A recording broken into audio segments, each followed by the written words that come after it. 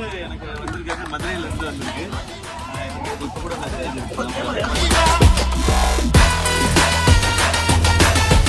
Sticker தான் அப்படின்னு சொல்லிட்டு ஒரு 3 ஃபயர் போட்டிருக்காங்க. இதான் ஃபர்ஸ்ட் வந்திருக்க ரெஸ்பான்ஸ் எனக்கு. தேங்க்யூ. அப்படின்னா இப்போதான் மக்கள் எல்லாம் எல்லா இடத்துலையும் பார்த்துட்டு இருக்காங்க.